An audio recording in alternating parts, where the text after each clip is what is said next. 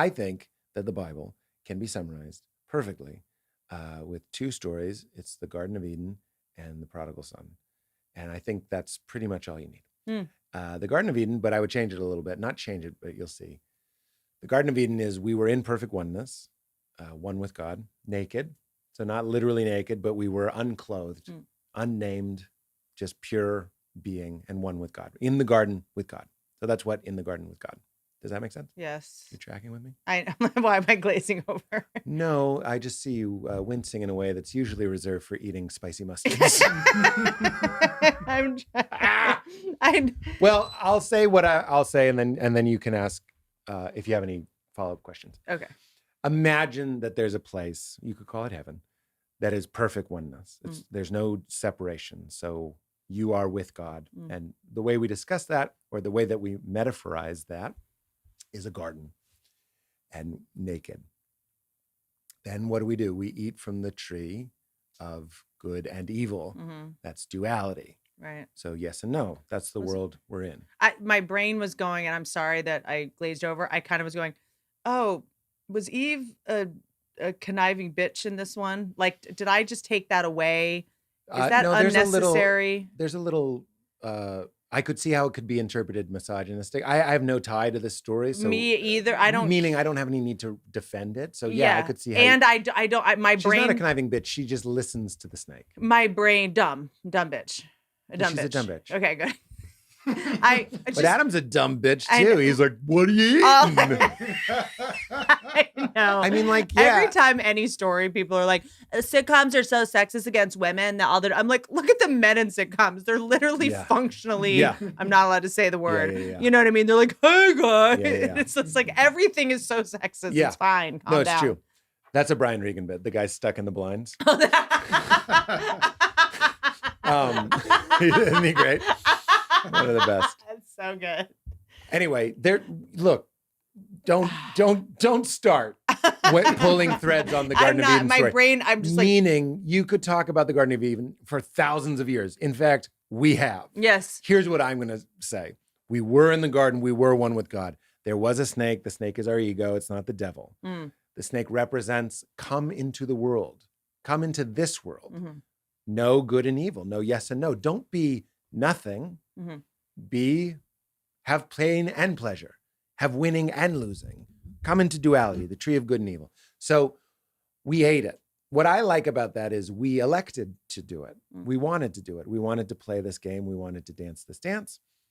We ate it and we got booted from the garden. The part that I would change is the part that I think the ego wrote from this story is then God is mad.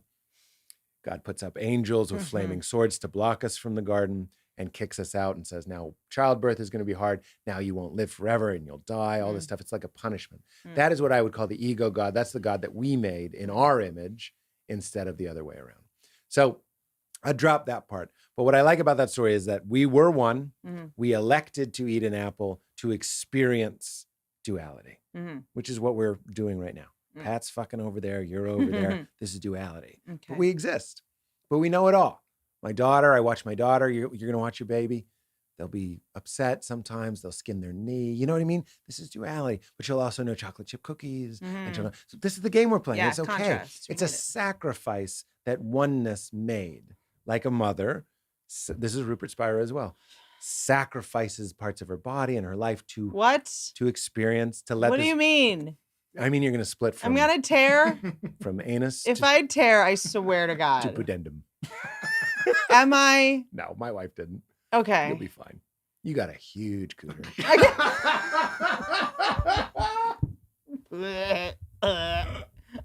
If you hear the doctor go, it's coming out. She's got a huge cooter. I hate your gut. I hate your gut. I'm literally like thinking of starting drinking just to keep the baby small. That is hilarious. Okay, the second story. So what I remember, the point is we were one, we chose, we made a sacrifice to eat the apple to enter into this sort of dance, this experiment, this play. The other story, which I always say this, but I'll say it a million times. I don't care. Of all the things that Jesus definitely said, scholars would agree that the prodigal son is Jesus's closer. Right. It's like the big number. Yeah. I think that's the whole thing. There's a son. He says, give me my inheritance. So God gives him his, God gives him his inheritance. Mm-hmm. And then he goes out and squanders it. That's what we're doing. Fucking up there telling dick jokes and rolling around with the pigs. You know what I mean? Mm-hmm. We're just having a good old time. Yeah. Then what happens? The money runs out. Your life runs out. The money is his life, basically. He runs out of money. He's destitute. He's working with the pigs, and he's a Jew, remember? So working with the pigs is like, Jesus is trying to say he's lower than low. You know what I mean? And he goes, in his lowest moment, he remembers his father. But he doesn't go, which he should. My father's a king. I'll go home. He'll welcome me back. He doesn't, because he's afraid of his dad. He's going to see that I squandered my inheritance, my life. So he goes, maybe if I go back and like throw myself before him, he'll maybe make me a servant in his kingdom, and at least I won't die. So he goes back, scared to face his father. But we know the story. Father isn't mad. In fact, I would summarize both of these stories as dad's not mad. That's what we need to. Now you tell me. We need to know. Dad's not mad. He gives him a robe. He puts rings on his fingers. He washes his feet, gives him new shoes, gives him the best room in the palace. They slaughter the fattened calf, all the Bible stuff, meaning they had a ripping good time and celebrated him. That's the whole thing. We're afraid of God. We're afraid. We think we're with the pigs. We think we're shit. We think we've squandered our inheritance. We think we got kicked out of the garden. When what we really need to realize is dad's not mad. It's safe to go home. In fact, you're already home. There's just kind of a movie playing. So Richard Rohr, to summarize, said the point of spirituality or mysticism or faith or whatever you want to say is to accept that you are accepted. And this is my brain. I go, well, what did that dad do when he was a child to make him think what he wasn't going to accept him later? Like, what number did he do on his self-esteem? That's because fair. It is because I go. You'd be a good Jewish woman. You'd do the good. This is what they do. They ask the stories. I know this is a New Testament story. The dad is acting in a way that seems pretty guilty. He seems like he's overcompensating. But Jesus tells stories about this over and over about the irrational love of God. None of these get reported. There's a great story about. There's always a wealthy person in the story that they represent God. Interesting. And he hires three. No one tells you this when I know. They just tell you that your vagina is evil and all that stuff. Yeah. So this guy, it's one of my favorite parables. He hires 3 workers to work in his fields. The first guy shows up at 8 a.m. I'm paraphrasing. Works all day. I won't know. Works from 8 a.m. to 8 p.m. The second guy shows up at 12. Works from 12 to 8. The last guy shows up at 6. He works from 6 p.m. to 8 p.m. Guy pays them all the same. And of course, the guy that showed up at 8 Hollywood is mad. That's hilarious. The point of the story is you can't divide infinity.